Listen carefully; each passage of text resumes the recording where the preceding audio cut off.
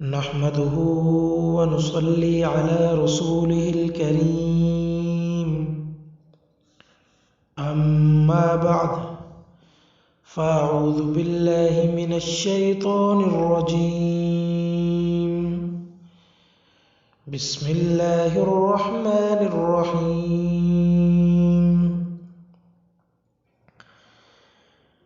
إذ يتلقى المتلقيان عن اليمين وعن الشمال قعيد ما يلفظ من قول إلا لديه رقيب عتيد. صدق اللہ العظیم. جس وقت لے لیتے ہیں دو لینے والے دائیں طرف سے اور بائیں طرف سے بیٹھے ہوئے ہیں، وہ انسان کوئی بات نہیں بولتا مگر اس کے پاس نگہبان تیار ہوتے ہیں.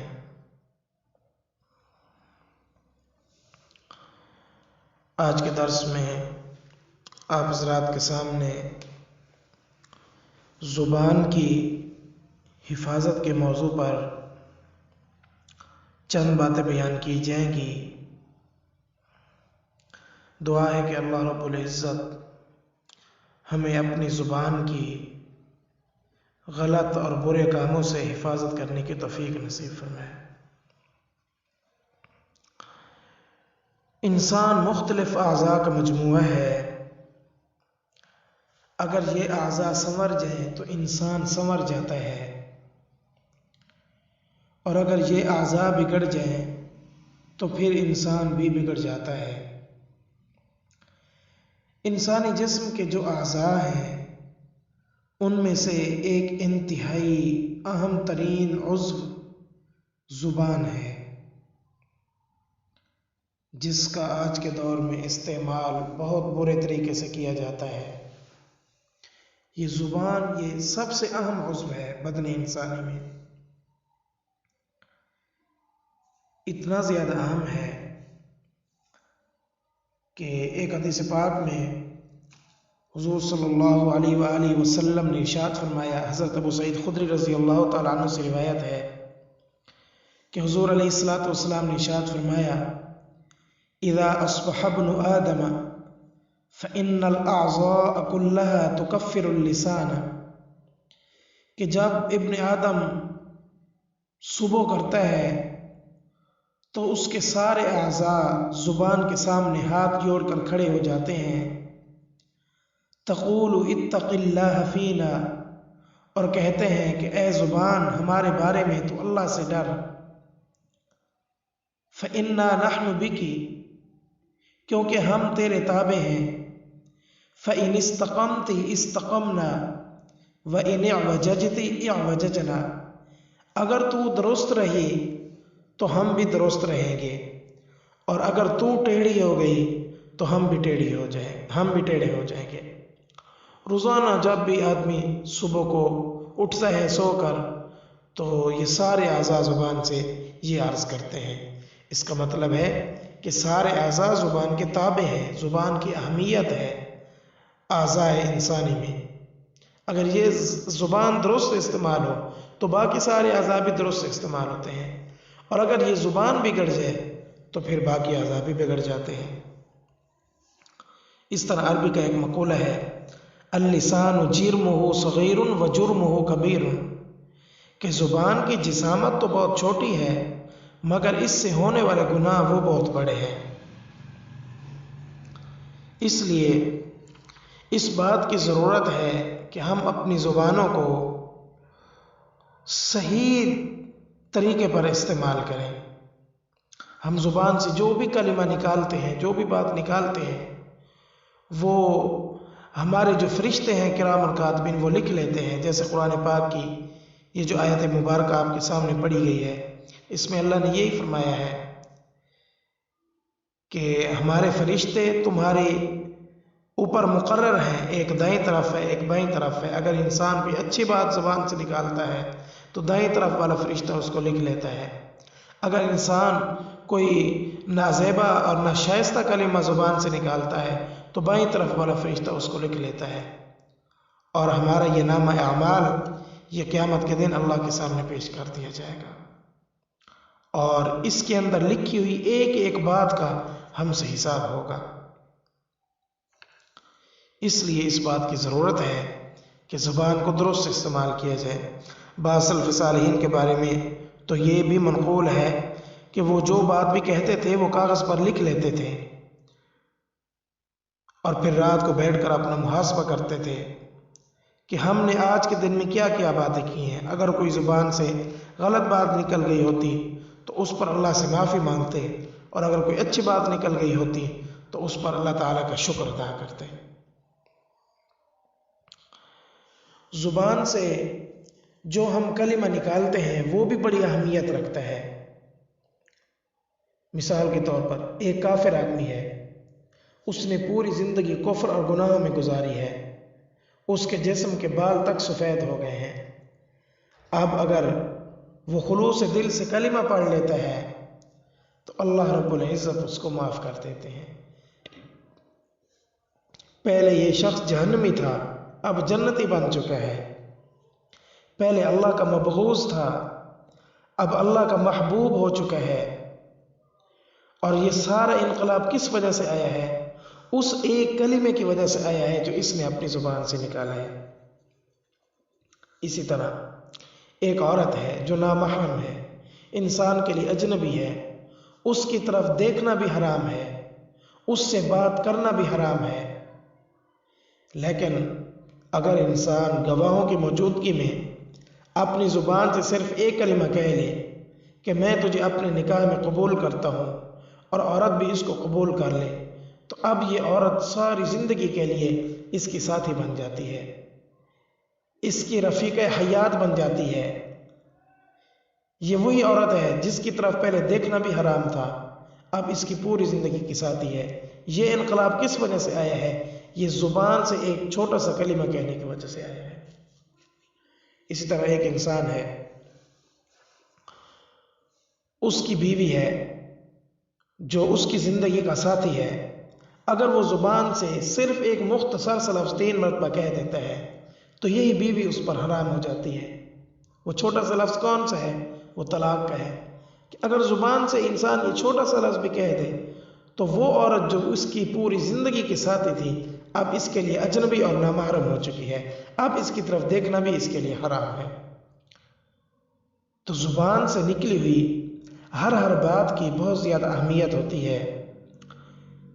ایک حدیث پاک میں حضور صلی اللہ علیہ وآلہ وسلم نے ارشاد فرمایا، حضرت سیدنا ابو ہریرہ رضی اللہ تعالیٰ عنہ سے روایت ہے، ان رسول اللہ صلی اللہ علیہ وسلم قال من كان يؤمن بالله واليوم الآخر فليقل خيرا او ليصمت۔ حضور نے فرمایا کہ جو شخص بھی اللہ پر اور آخرت کے دن پر ایمان لاتا ہے اسے چاہیے کہ وہ اپنی زبان سے اچھی بات کہے، اگر اچھی بات نہیں کہہ سکتا تو پھر خاموش رہے، فضولیات زبان سے نہ نکالے۔ اسی طرح حضرت سیدنا ابو ہریرہ رضی اللہ تعالیٰ عنہ سے ایک اور روایت ہے کہ حضور صلی اللہ علیہ وسلم نے ارشاد فرمایا، ان العبد يتكلم بالكلمة من رضوان الله تعالى لا يلقي بها بالا يرفعه الله بها في الجنة، کہ بس اوقات ایسا ہوتا ہے کہ انسان اپنی زبان سے ایک کلمہ نکالتا ہے، وہ کلمہ ایسا ہوتا ہے جو اللہ کو پسند ہوتا ہے۔ اب جب یہ انسان زبان سے یہ کلمہ نکال رہا تھا اس وقت اس کو اس کی اہمیت کا اندازہ بھی نہیں تھا کہ یہ کتنا بڑا اور عظیم کلمہ ہے، لیکن اللہ رب العزت اسی ایک کلمے کی وجہ سے جنت کے اندر اس کے درجات کو بلند کر دیتے ہیں۔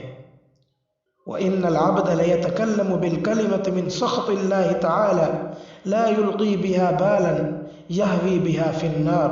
اسی طرح بس اوقات ایسا ہوتا ہے کہ انسان اپنی زبان سے ایک کلمہ نکالتا ہے، جب وہ نکال رہا ہے کلمہ اس وقت اس کو اس کا پتہ نہیں ہے کہ یہ اور وہ جو کلمہ زبان سے نکالتا ہے وہ اللہ کی ناراضگی کا کلمہ ہے۔ اب اس کو پتہ نہیں ہے کہ یہ کوئی بہت بڑا کلمہ ہے، اس کی اہمیت کا پتہ نہیں ہے، لیکن اللہ تعالیٰ اسی ایک کلمہ کی وجہ سے اس کو جہنم کی آگ کے اندر گرا دیتے ہیں۔ تو زبان سے نکلے ہوئے کلمات کی بہت اہمیت ہے۔ اس طرح ایک اور حدیث پاک ہے جس میں حضور صلی اللہ علیہ وآلہ وسلم نے ارشاد فرمایا کہ جہنم میں جانے والے لوگوں کی اکثریت وہ ہوگی جو زبان کے کرتوتوں کی وجہ سے جہنم میں جائیں گے۔ مثلا جھوٹ بول دیا، کسی کی غیبت کر دی، کسی کا دل دکھا دیا، کسی کی چغلی کر دی، کسی پر طعن و تشنیع کر دی۔ یہ سارے گناہ ایسے ہیں جو زبان سے ادا ہوتے ہیں اور ان کا تعلق زبان کے ساتھ ہے۔